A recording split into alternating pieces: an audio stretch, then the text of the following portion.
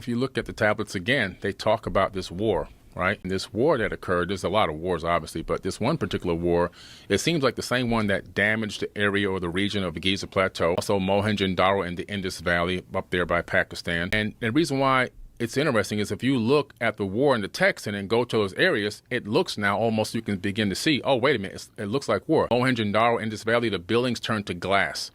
The sand turned to glass, and the bodies are still laying in the street right now today, holding hands, never been scavenged by animals. Mohenjo-Daro, Indus Valley, dead bodies still laying in the street thousands of years later.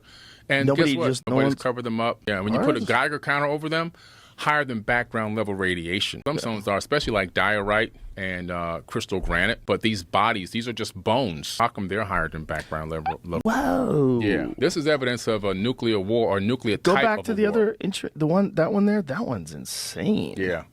There's bodies that are sitting on the edge of steps next to their own buildings that they lived in. The building is turned to glass. That's 3,000 plus degree temperature weapons fire. So there's a bunch of people that seem to die all at once, just scattered around? They have no idea. They have zero idea.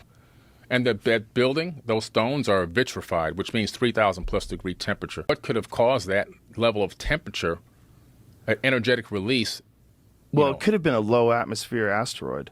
It could have been. I mean, just like that's possible. Tunguska. Yeah, it could have been a lot, but then their bones would have been splattered apart and broken into pieces. Good call. Yeah, that's a good call. Yeah, because they don't seem to be broken apart. They don't have any evidence of any injury, of any kind of attack or any cutting or like swords or anything. They just all got cooked. And then in the tablets it says that the evil wind moved over the land after they released these weapons. And he said the people's hair was falling out, their eyes were bleeding, their nose were bleeding, their fingernails were curling off. That sounds like radiation sickness. So do you think it's radiation sickness that did this to all these people, or was it an impact that did this to all these people? Nobody knows. Nobody knows. But, you know, but they're not blown apart. They just call it a mythical massacre, and they stay away from it.